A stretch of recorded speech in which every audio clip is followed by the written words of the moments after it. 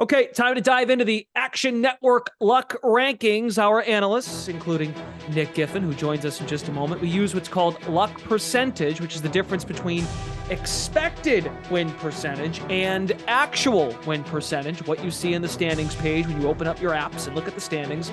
Unlucky teams are often undervalued when there's a large luck disparity between them and their opponents. There's the full infographic, very beneficial if you are new to the show. Okay, Nick Giffen, again, we remind you that we might get people tuning into the show for the first time. So when you dive into the luck rankings today, help us understand what teams are not so lucky these days. Yeah, the not so lucky teams. It's actually the same bottom three as we had last week and the same top three. So that's why I didn't throw them in our little rundown that we have there. But Green Bay 30th. The Chicago Bears 31st and Atlanta Falcons are 32nd, dead last in our luck rankings. While the top three, Cincinnati Bengals number 3, number 2, the false start there. The Philadelphia Eagles and the Pittsburgh Steelers are the number 1 team in the luck rankings, the luckiest team over the last 6 years at this point in the season.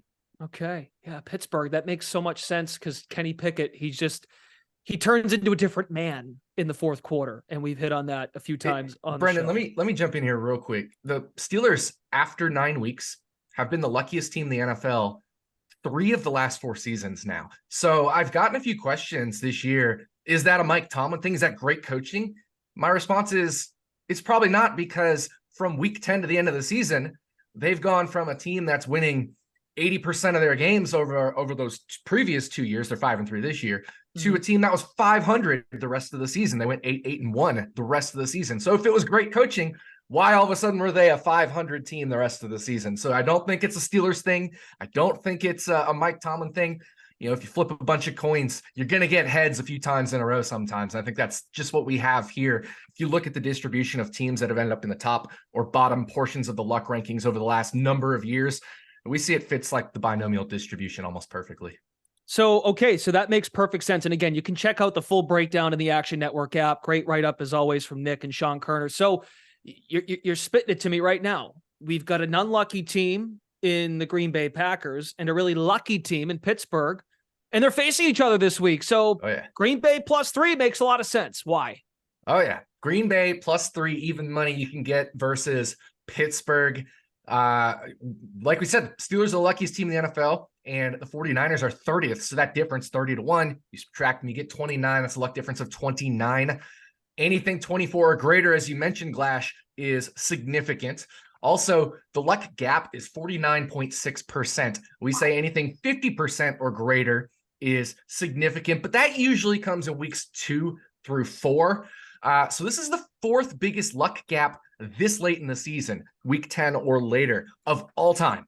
So all time, really of week 10 or later of all time. Yeah. So that means, later in the season, we don't necessarily need the gap to be 50% or more. We actually want it to be 30% or more at this point in the season. So we're way up there. This is the luck game of the season. A ton of trends fit this one. Green Bay's on the road. Road teams, road unlucky teams with a luck gap at least 30%, that number that I just mentioned, week 10 or later.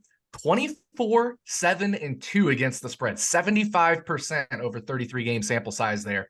Unlucky road teams in general, 69% at 54-23-3.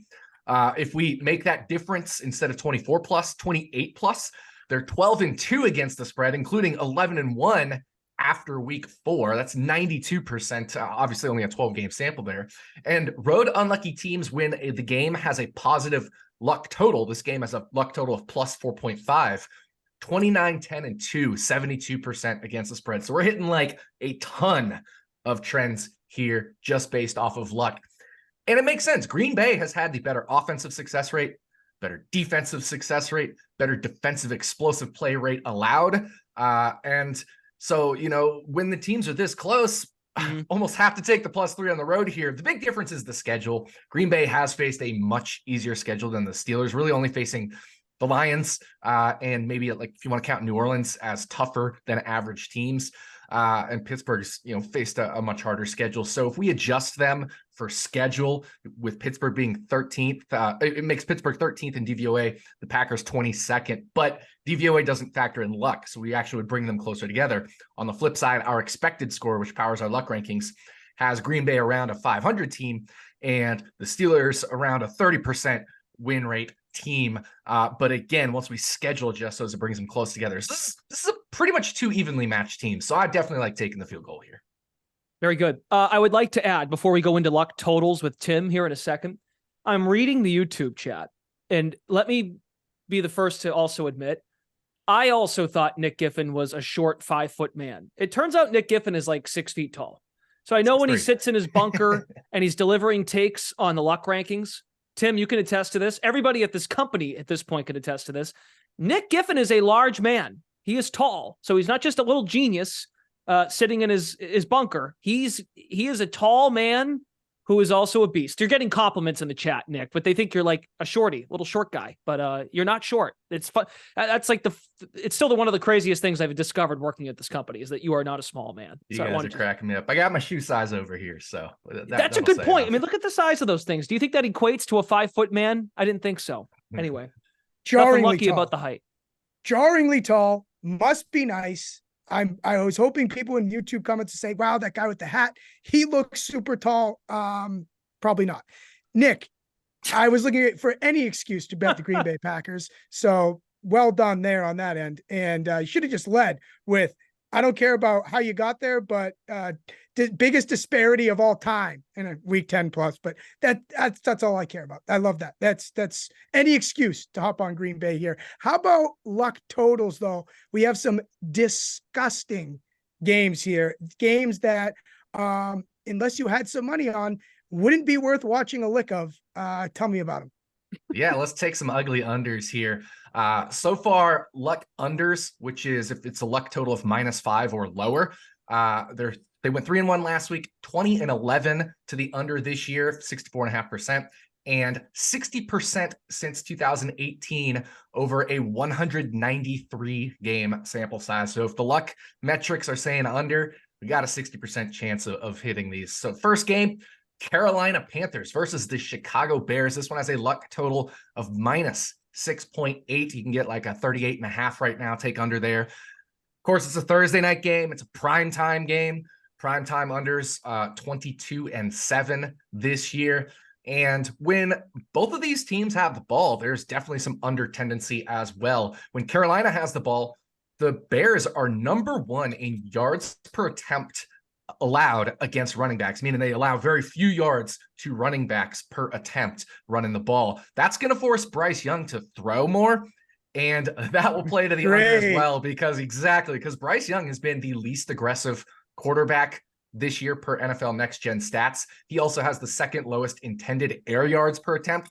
So he's basically just dinking and dunking. He's holding on to the ball too long, taking sacks, just not aggressive. Nick, because you know this, because these young quarterbacks, especially the ones that are drafted high, they don't want their stats to look like crap, and they don't want to get benched because of too many interceptions. It's exactly what it is. It's because these quarterbacks don't want to have these negative tendencies going against them. Keep going. I'm sorry. Some of them. Yeah, like Zach Wilson does this too, and he's running around holding on to the thing. I'm like, oh yeah, interceptions aren't always. But continue. I'm sorry. Yeah. So and then when the Chicago has the ball, they're the 4th most heavy run team by rush percentage and by pass rate under expectation. They play really slow, 3rd slowest in neutral game situations. The Panthers are 6th slowest in neutral game situations. So this total's been dropping all week. Definitely like the under here. Yeah, who needs Orlovsky when you have Brandon Glasheen? I mean, it's great. Quarterback whisper over here. Nick, you have one more for Orlovsky, for the record, was actually really good in Germany. I thought he was good on that broadcast. He is good. He is good. I'm giving you a compliment. You're good too. You're great. You know, they don't want to push. I don't articulate it as well, but you don't need a PFF subscription for that. Giffen, we also have another luck under this one, overseas. Oh yeah, and Orlovsky's probably calling this game too, for what it's worth. His former team. There we go. Even more reason to take the under on this one, which is, and we're gonna have 2 bets in this game. We're gonna take the under for Indy versus New England, under 43.5.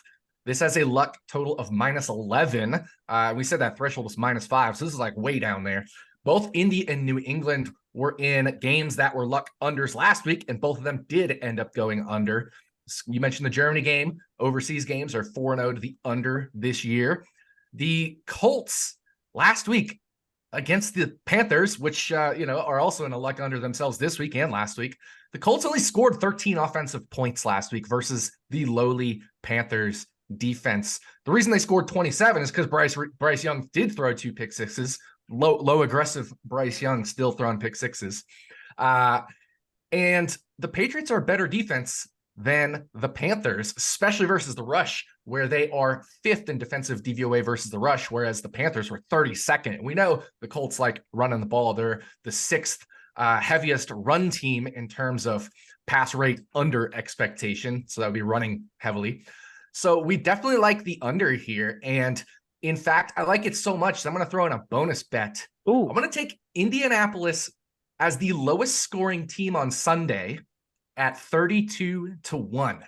They have, if we look at the luck total, which says -11, -9.25 of that comes from Indy's luck team total. By far the lowest luck team total of the week. The next lowest is Arizona at -3.5. So that's more than 5 points difference. Like the Colts themselves are just a luck under versus any other team right now in this particular matchup, because the Patriots have been unlucky to allow points defensively as well, which is what also contributes to that. So the Patriots, like I mentioned, 5th in defensive rush DVOA. That's either going to force the Colts to be really inefficient and stick with the run, or put the ball in Gardner Minshew's hands and throwing more. And I don't necessarily think that is going to go too well. The biggest threat to this, of course, is the Tommy DeVito-led Giants being a very, very, very low team total this week.